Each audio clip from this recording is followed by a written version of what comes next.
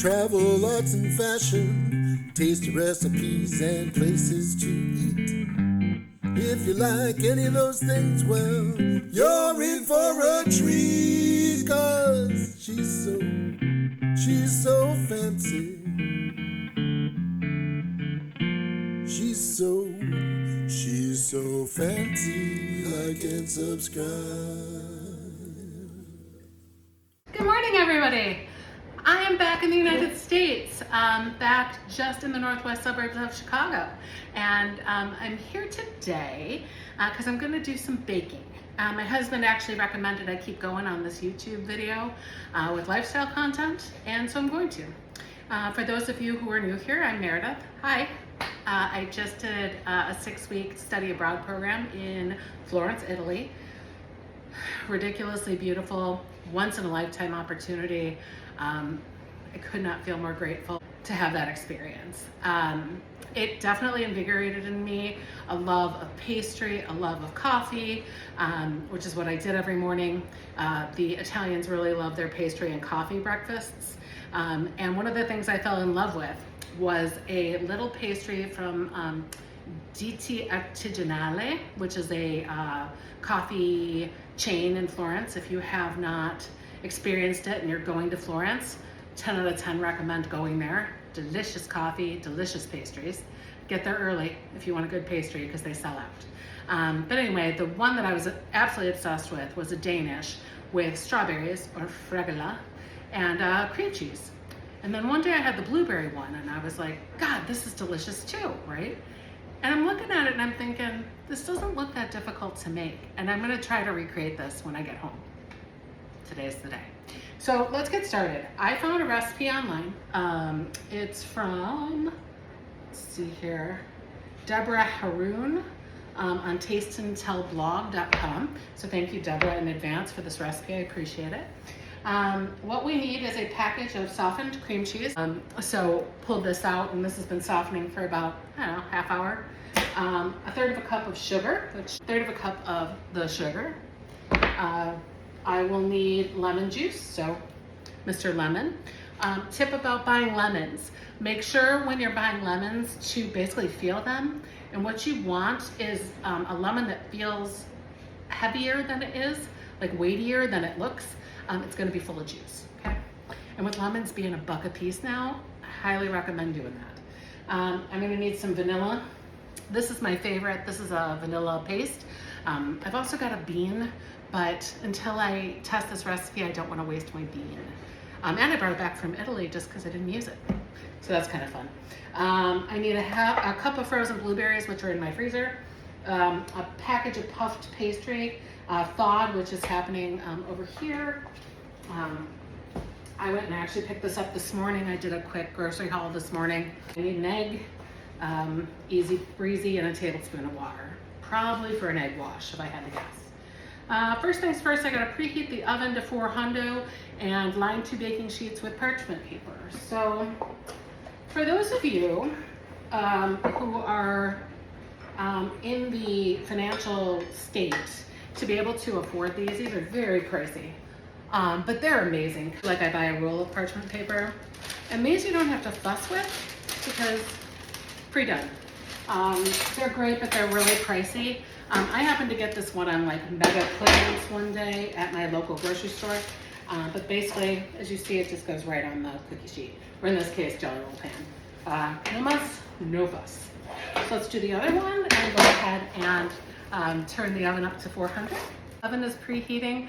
Of course, my pizza stone got left in there from last night's dinner, so we kind of push that to the side. We'll wash that a little later, and we're gonna keep going. Our next step is, in a small bowl, to beat the cream cheese, the sugar, the lemon juice, and the vanilla until combined. So I used to have a beautiful KitchenAid stand mixer. It was victimized by my move in January. Unfortunately, super not okay. Still, I'm not okay with it. Anyway, and so luckily I had bought this for the purposes of making something that I had to whisk while it was cooking. It was a giada, I think it was like a Swiss meringue recipe or something. Anyway, so luckily I still have these, so I can do things like this without having to whisk by hand. I did whisk by hand in Italy, I gotta tell you, not a fan. So, easy breezy. Okay, so let's get started here. I use a spatula for pretty much everything. I'm a big lover of the spatula. These are D-Oro, D-I-O-R-O spatulas. They are, first of all, dishwasher safe. And second of all, they are heat resistant as well. So you can use them for cooking, baking, etc. They come in a package of like, I don't know, quite a few of them. I use them for everything. I use them to make scrambled eggs, you know, getting things out of jars, mixing items, etc. I come from a long line of women that would cook and always tell me, you know, never waste anything. Take everything off the package, right? So that's what I'm doing here, as you can watch as I'm unrolling this cream cheese into this bowl. And these spatulas are just great kitchen tools. So if you're looking for a recommendation, I highly recommend them. And you can find them on Amazon. Okay, so also they were recommended to me by America's Test Kitchen, and they have great recommendations. If anybody, again, is in a well enough financial situation, America's Test Kitchen is probably, I think, like $40 a year. As a subscription. With that subscription, you get all of their recipes, which is fantastic, but also all their kitchen reviews. So if you're newly engaged or you are, you know, newly cooking and need ideas as far as like the right things to buy for your kitchen, you know, as an investment. And when I say the right things, I mean things that will work and things that will last, because there's a lot of really terrible, not only kitchen gadgets, but kitchen equipment out there that you use it once and it breaks. So I highly recommend that website if you can, or watch it on PBS. Okay, so we've got the cream cheese, sugar, about 1/3 of a cup.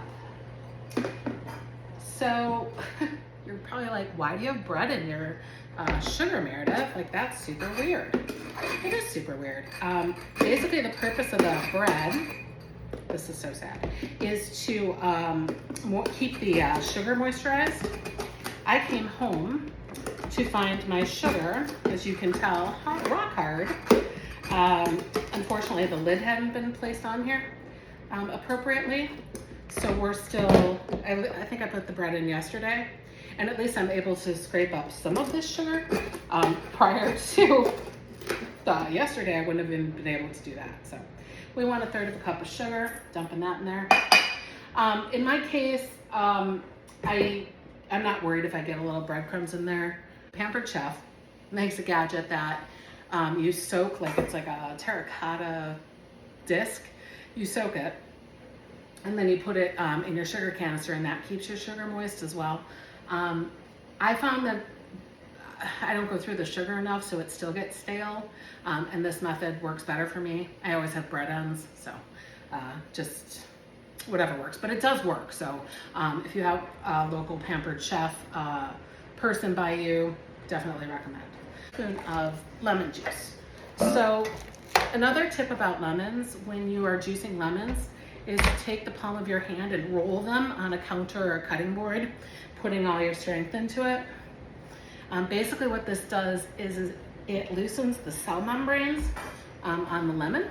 They release your juice more, so you're not leaving all the juice in the lemon.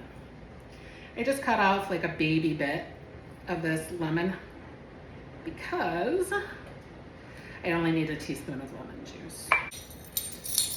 So let's see how I did. Oh, nearly perfect. I'm just gonna put a little bit more from this lemon.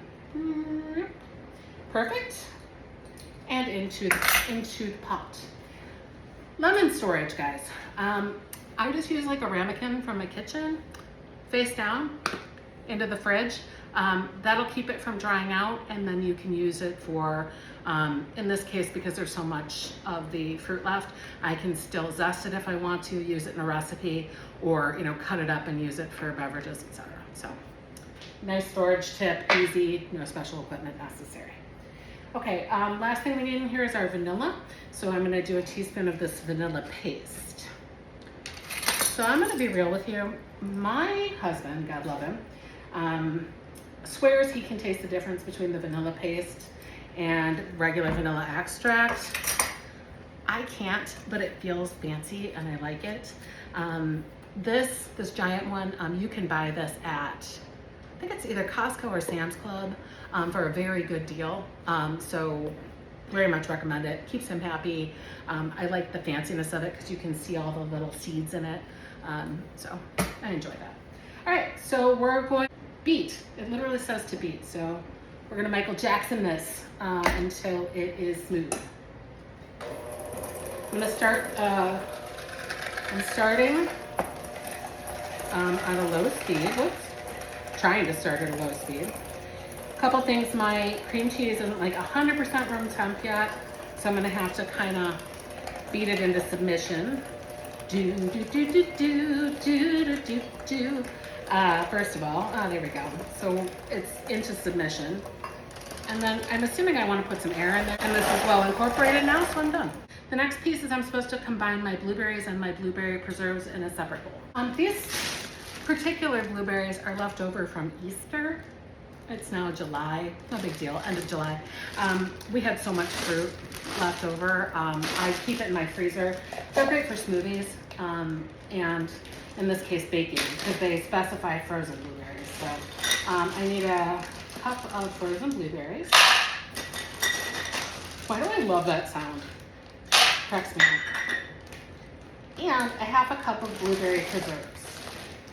So one of the things that you always hear with cooking is that your food is only as good as the ingredients you use. Hark, my oven, it's ready. That could not be more true, especially learning that in Italy. Like, it's night and day to the stuff that we get, that we have available to us in the grocery stores. Things taste very fresh. They have more flavor, particularly produce and meat. So anyway, I think it's just really important to focus on the ingredients that you're using. Now, if you financially can't afford to buy like bougie ingredients, that's okay. There's still, everything you make is still gonna be good. And especially if you make it with love, like, it's gonna taste delicious. However, if you can afford to splurge a little bit,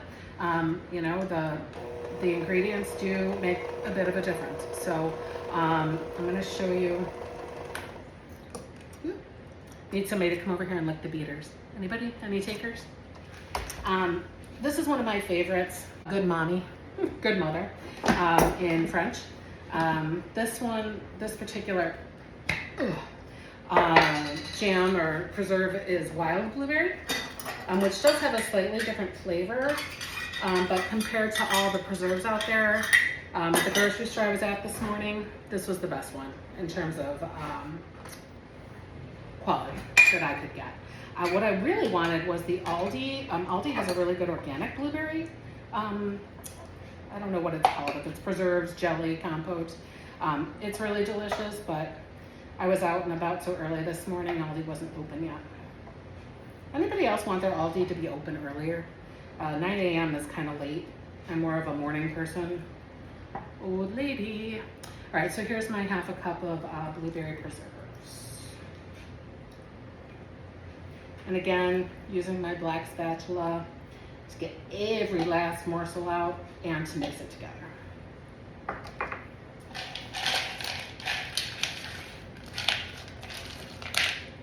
I'm just folding in the blueberries. Actually, I'm folding in the preserves to the blueberries. Folding, by the way, is literally, the way my mother taught me to do this is down the middle, underneath, and up and over. Move your bowl down the middle, underneath, up and over. There may be other techniques to this, but this is the way I do it. Okay, so that's very well incorporated. We're gonna roll out our puffed pastry. For those of you who have never bought puffed pastry, let me pull out my recycling bin here. This is the Pepperidge Farms brand. I buy this. This habitually gets really good reviews if you're concerned about quality at all. But basically you can find this in the freezer section by the Cool Whip or by the juices, typically in your regular grocery store. It's very inexpensive around the holidays, but every once in a while you can catch it on sale. Really good for tarts and baked goods and things like that. I typically don't like it very much, but I think in this application it's going to be amazing. So what I'm going to do is it's asking me to roll this out. It's like wants a 10-inch square, and then it wants specifically 6 rectangles, 5 by 3 1/4, 3 1/2 number. Basically what that translates to me is you need 6 pieces out of each piece of puff pastry. I can do that. That's not a problem for me. So my puff pastry is thawed. When you thaw it from the freezer, it usually goes overnight in the fridge. In my case, I've had these out since I got home this morning at like 8 something. It's now 10 something, so easy breezy. I want to lightly flour my surface that I'm working on.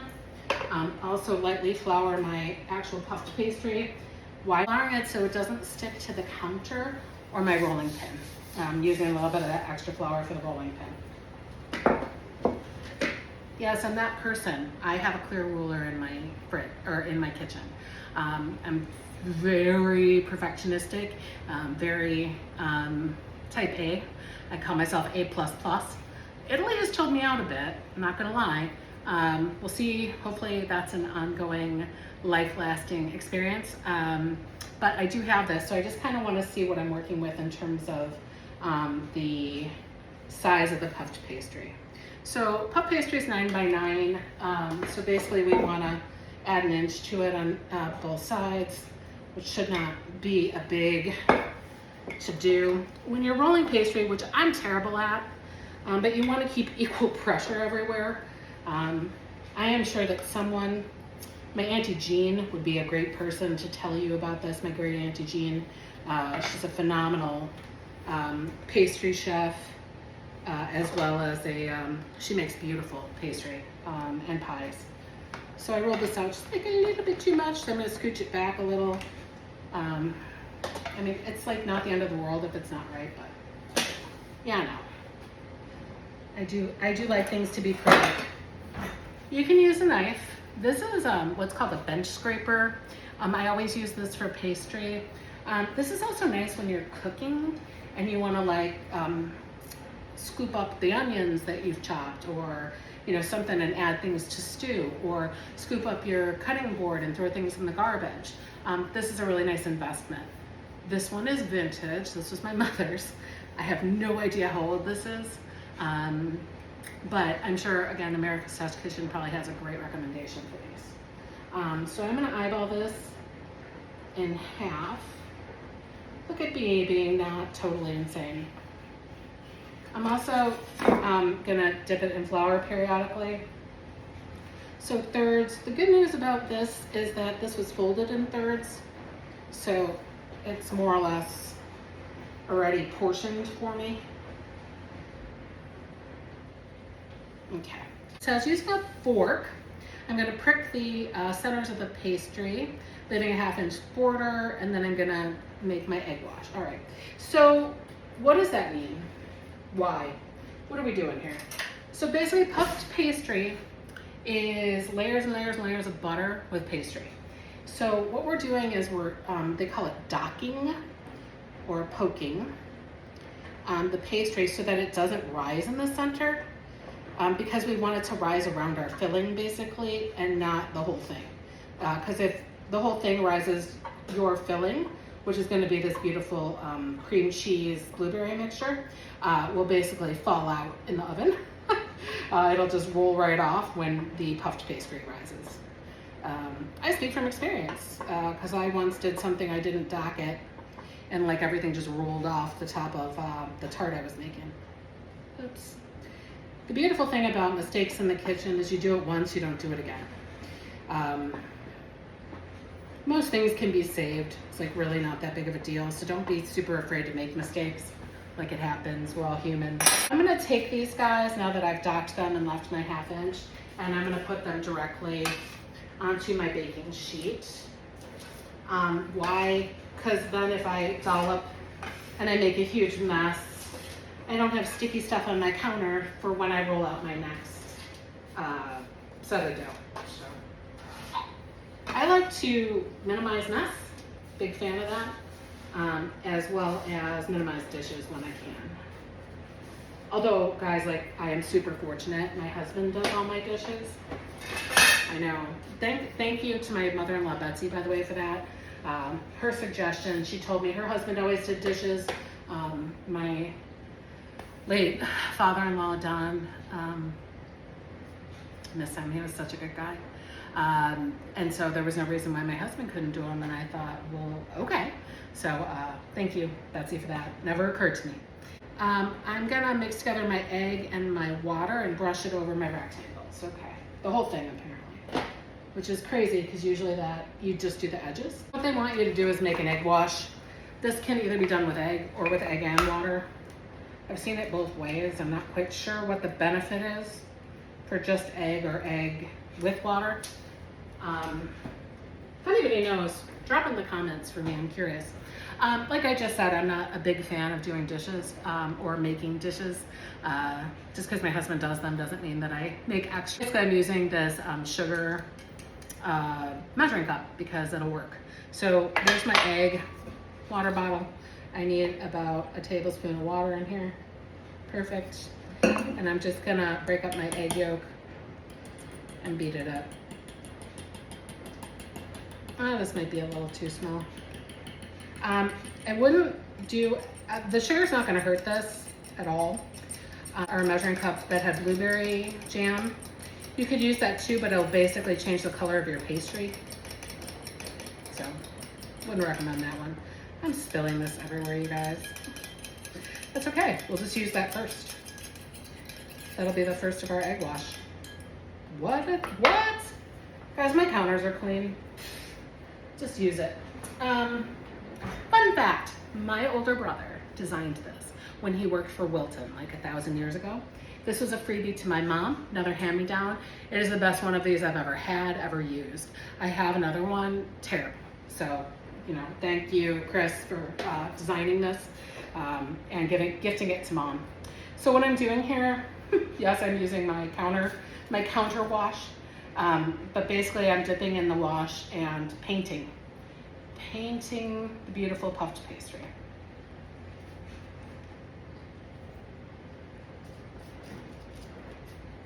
So when you're done, you want it to look like that, okay? So I'm gonna do all of these, and I'll get back to you. You know, guys, as I'm doing this, it is occurring to me that if I put egg wash over the holes in the puffed pastry, it may block the airflow, and therefore the puffed pastry may grow. And I don't want it to do that. So I think for the rest of these, what I'm going to do is just egg wash the outsides to be on the safe side. You know, leave that, basically do that 1/2 inch and leave the rest of it behind. So we did half of them one way, half of them the other, we'll see. Jerry, my husband, is always telling me to trust my instincts because they're good. My cooking instincts, my baking instincts. And again, as somebody who's super just follow the rules kind of person as it relates to cooking and baking. Yeah, sometimes I just don't trust, but I think it's important to trust your instincts, especially when you've done things a couple times and you know the kind of reason behind things. It's a good idea to trust your instincts. If you are cooking or baking with children, this is a fun thing for them to do. And you could just draw, you know, kind of with your finger. Okay, dot within the lines, kind of like color within the lines with the fork. I don't know if there's such a thing as putting too many holes. I don't think you can, actually. Although, let me know if anybody's ever done it. I put my other pan in my fridge You might be like, why, Meredith? If you're ever working with puffed pastry, it is important to make sure your dough is cold because if it is not, the pastry won't rise as well. Why? So basically what happens is the oven, when you put puff pastry in the oven, the heat hits the butter and then the butter expands, like when it melts, and it expands the pastry. So if it's not cold, everything will cook at the same time and it won't expand very well. Something like that. I'm not a pastry expert, but that's my understanding. It does need to be cold. So I'm gonna stick this one in the fridge and then bring out the other one for fit. Oh, I think I'm gonna redock this because like I said, I have serious concerns about the egg mixture. Ideally, I have this fun little tool that I'm obsessed with. This little guy. He's a tiny little ice cream scoop. I use him for cookies. Ideally, this will be the right size for this. If I have to redistribute, I will redistribute. But I do like to use a tool here. Honestly, I do not enjoy the part about getting your hands dirty with baking. I don't know why. It's not that I'm anti-touching food. Like, I love to make doughs. You know, like last night I made pizza dough for dinner. Perfect, you know, no big deal. And I don't know, anything that's like sticky, sound like a small child. Anything that's sticky, I don't want to touch it. Here, so we're gonna egg wash the edges.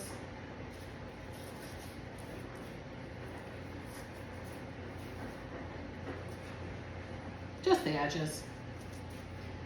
It's kind of be experimental, I guess, at this point. See which ones look better at the end. I think when I'm done with this, guys, I'm gonna put my pastry in the fridge for 5 minutes. Again, because I want it to puff really well. It doesn't say to do that in the directions. However, like so many things, when you've been doing stuff for a while, you kind of get an intuition about the right way. The effective way, I think, is the better way to say that. How to be most effective in the kitchen. And I think in this case, this is gonna be the way to make this pastry rise the best. I'm being liberal as I'm painting the sides. It's not exactly a ½ inch. So it's kind of like halfway between doing what I'm told and halfway doing what I want to do. All right, so I'm gonna scoop the cream cheese mixture on these guys too, using my little scooper. I love this thing. This is another Amazon item that you can easily buy on Amazon. I've had this since I got married. Might have registered for it, honestly. I use it all the time. I use it for cookies. I use it to stuff like pastas, all kinds of stuff. So this will not be a waste of your money if you purchase it, promise. Look at this, guys. The scooper turned out to be my buddy. Yeah, this one got a little extra, but that's okay. That'll be the special one.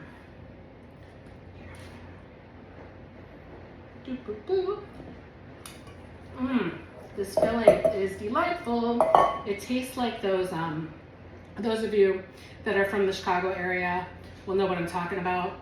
That Entenmann's cheese Danish filling. It's like light. That's exactly what that tastes like. I'll be honest, like, I would put some lemon zest in here. Flatten this cream cheese mixture. It might also flatten in the oven, potentially. Honestly, I think I'm gonna ditch it and just use my fingers because, so I'm told, your fingers are the cook's best tool in the kitchen. So I'm just gonna use my fingers. It might be better to spread, yeah, it's better to spread it more evenly for sure. Okay. One of the reasons I enjoy cooking and baking is I watched my mom do it a lot when I was a kid. She was a single mom back when there were no single moms. She was one of 2 single moms in my grade school. And everybody in our neighborhood, the dads went to work on the train, the moms stayed home and did PTA and canned food drives and things like that. And my mom worked. She was a hairdresser for a lot of years. And then she went to work in a factory where she, stayed until she passed. But having been a single mom in a pretty affluent suburb, she was the best with money management. And one of the ways that she saved money was making things from scratch. As you guys may or may not know, prepared foods are pricey. And especially, man, like coming home from Italy and going grocery shopping this morning, woof. Like, I cannot believe how expensive groceries are here. Like, I remembered it, but woof. So anyway, I will say that the more things that you can make from scratch, the better things are. Okay, we've spread.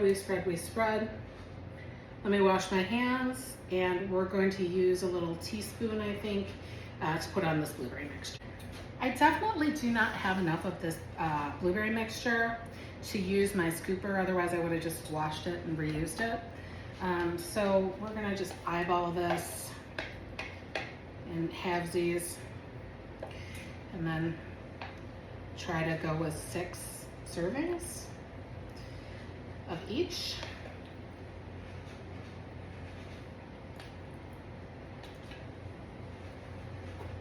Good news is you don't have to spread this out because it pretty much sticks together. The preserves are definitely combining this into like a sticky, wonderful mess. I'm not sure why you need to use frozen strawberries here versus farm fresh. I'm guessing it has something to do with the moisture, in the oven. Just again, going with it. First time I made the recipe, right? All right, so there's one. These are looking pretty. Has anyone ever gone blueberry picking in Michigan?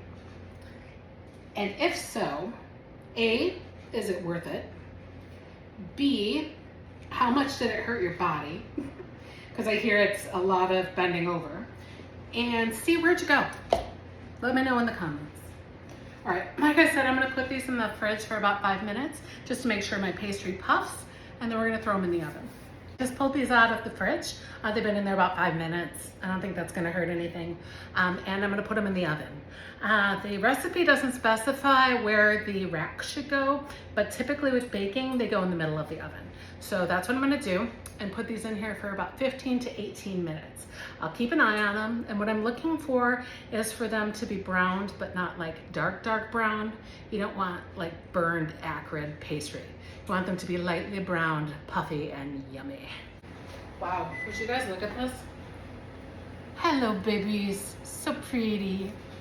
All right, put those on this guy. The ones on the bottom rack did not get as brown, but that's okay because I intend to put these in my air fryer to reheat them for breakfast. So I think it's probably better that they're not as brown. Now I'm gonna transfer these off of the cookie sheets onto the wire racks so that they can cool.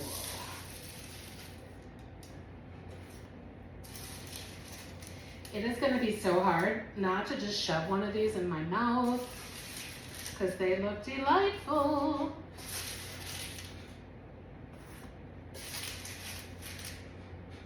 The nice thing about parchment paper is that the cleanup is relatively easy. So the ones on the top shelf definitely puffed more than the ones on the bottom shelf, and they are darker, which means that they got more heat from the top.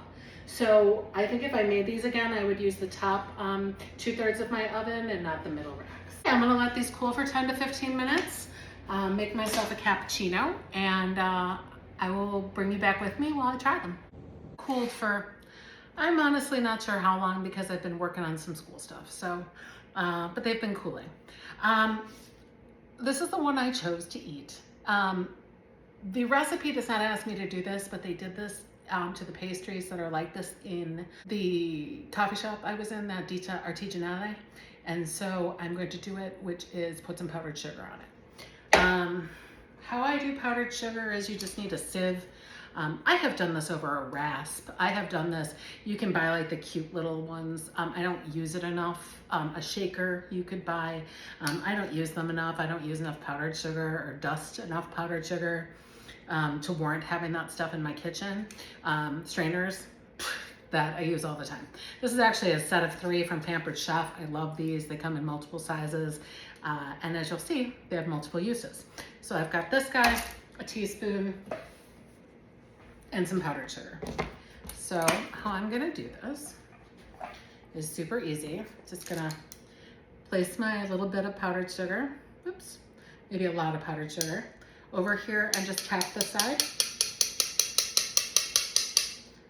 Perfect. And then just dump out what I don't want back in. And then that is my pastry. So let me plate this up, pair it with my cappuccino, and do a quick little taste test for you. Yay. Hi guys. Okay, I've got my beautiful cappuccino that I made. 200 grams of milk. I did a double shot of espresso because ever since I got home, I can't taste coffee. Like, the American stuff just doesn't have any flavor. Yum. I sweeten this with a little bit of sugar, just because I like sugar, obviously. And this is my pastry. This is the final product. So let's dig in here and see how we do. The bottom is definitely cooked. Check that out.